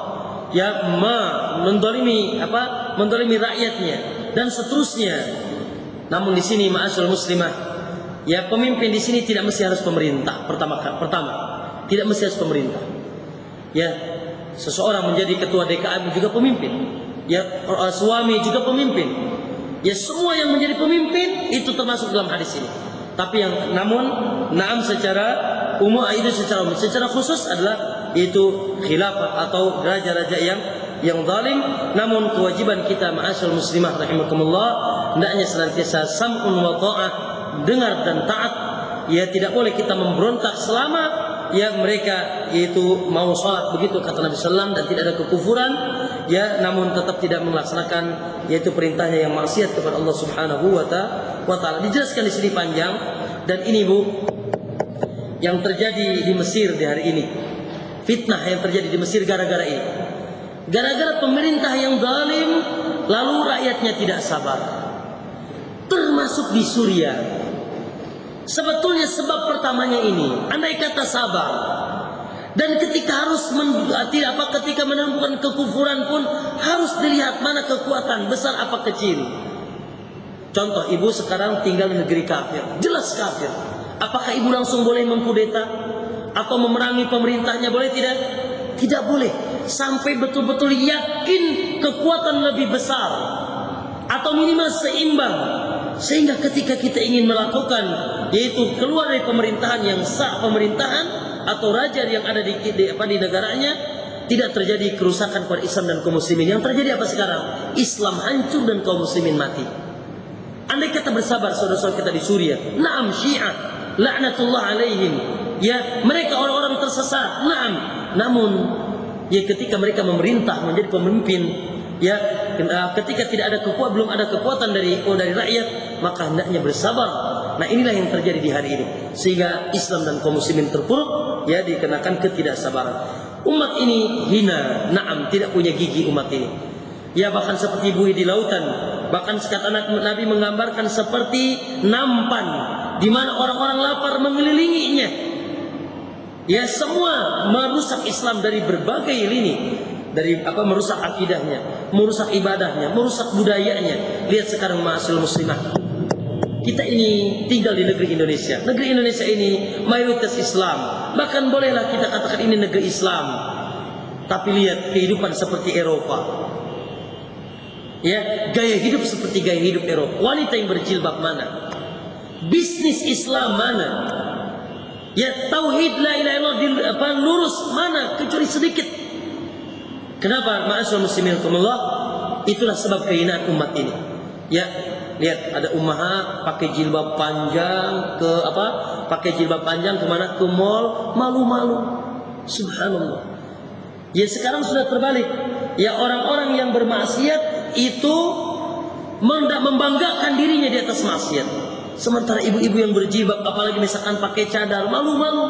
Subhanallah, sudah tidak bangga lagi dengan agama. Ya, mereka orang maksiat, ahli maksiat bangga dengan kemaksiatan. Kenapa kita tidak bangga dengan agama kita? Dengan sunnah, dengan jilbab besar yang ibu pakai. Ya, maka kita harus bangga. Baik. Dan seterusnya, ya dibukakan pintu dunia. Ketika Allah bukakan pintu dunia, maka hendaknya kita takut, khawatir itu menjadi fitnah dunia. Kemudian munculnya kemaksiatan dan wanita terlaknat. Dibaca tentang wanita yang terlaknat, ya yang kata Nabi mereka pakai baju tapi telanjang. Di akhir zaman pakai baju tapi telanjang. Ya bagaimana pakai baju tapi telanjang? Ya ada 3 kata Imam Syafi'i, kata Imam Nawawi. Pakai baju tapi telanjang wanita ada 3. Pertama, pakai baju besar tapi transparan. Yang kedua, pakai baju tebal tapi merecet. Ya, tapi membentuk lekat tubuhnya. Yang ketiga, menutup sebagian dan membuka sebagian. Itu semuanya terjadi di akhir zaman. Kata Nabi mereka tidak akan mencium bau surga. Ya, takutlah kepada Allah. Aurat wanita seluruh tubuhnya kecuali wajah dan tapak tangannya. Wajah dan tapak tangannya, dan itu pun sunnah untuk ditutup. Nah, kemudian senandung suara syaitan. Senandung suara syaitan yaitu musik. Lihat kata Nabi sallallahu alaihi wasallam, ya.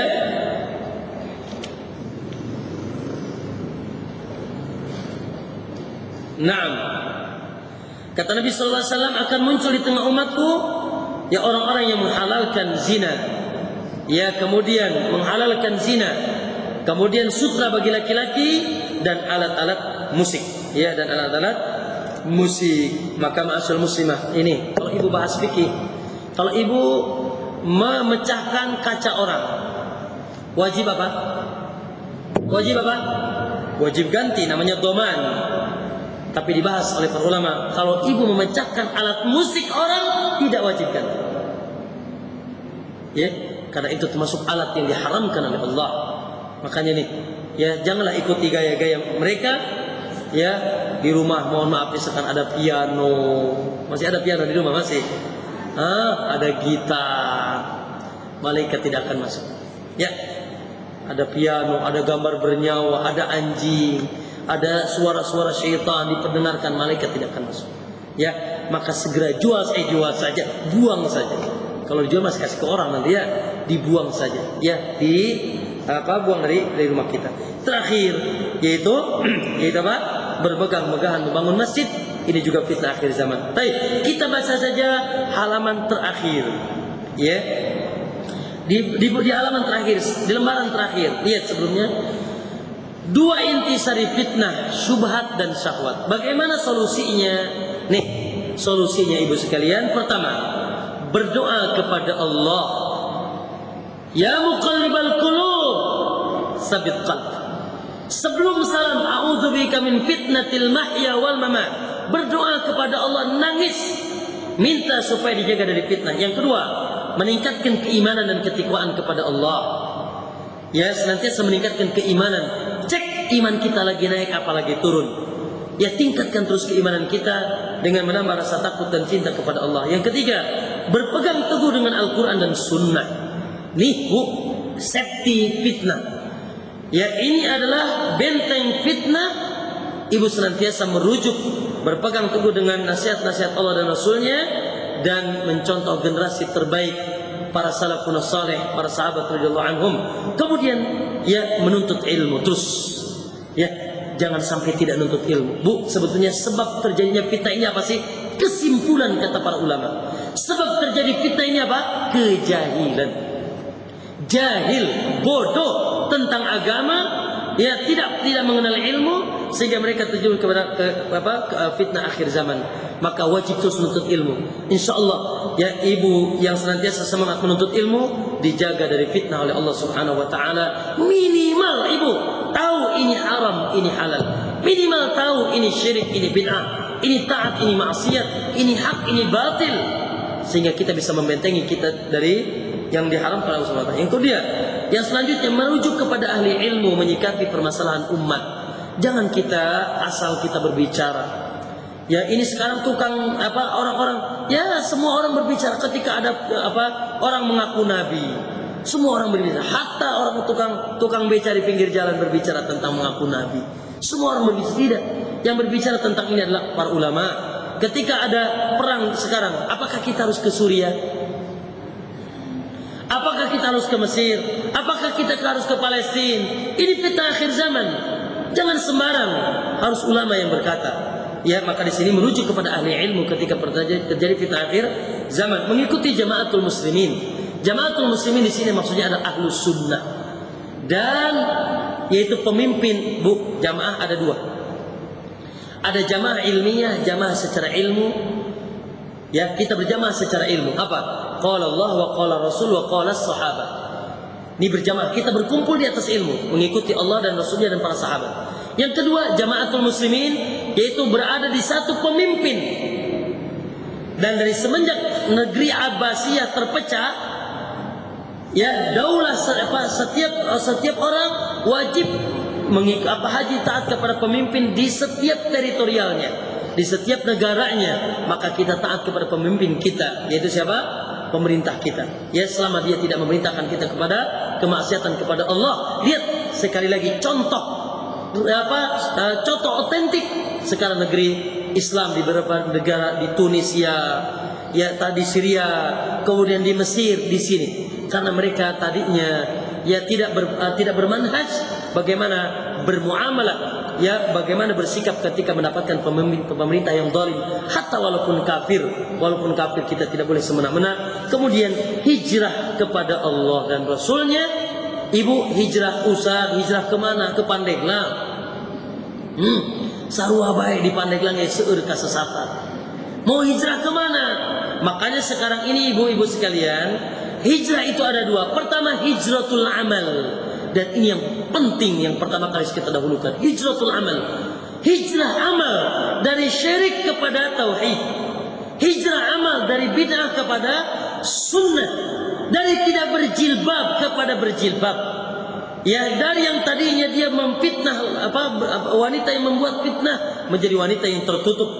Dari maksiat kepada taat kepada Allah, hijratul amal. ini kewajiban setiap kita. Baru setelah itu hijrah, yaitu tempat. Dan insya Allah belum ada hijrah yang wajib di negeri ini. Ya belum ada, karena kita di mana-mana masih bisa menegakkan syariat Allah Subhanahu wa taala. Wallahu taala alam. Aku qouli hadza wa astaghfirullah li wa lakum. Mohon maaf saya berbicara karena dituntut 1,5 jam. Ini nulisnya berbulan-bulan, suruh dibahas 1,5 jam. Ya, maka semoga yang sedikit ini bermanfaat insyaallah. Sebelum saya tutup, pertama saya ingin mengingatkan ya bahwasanya sekarang ini kita sudah berada di bulan-bulan apa nih? Bulan-bulan haji. Ya, terkhusus kita berada di bulan-bulan haram. Maka ibu hadirkan dalam hati kita bulan-bulan yang agung besar. Allah mengkhususkan Dzulqa'dah, Dzulhijjah, Muharram dan Rajab terpisah. Ini bulan-bulan haram. Ya, maka kalau saudara kita di tanah haram, ya dilipat gandakan, kita pun di bulan-bulan haram dilipat gandakan.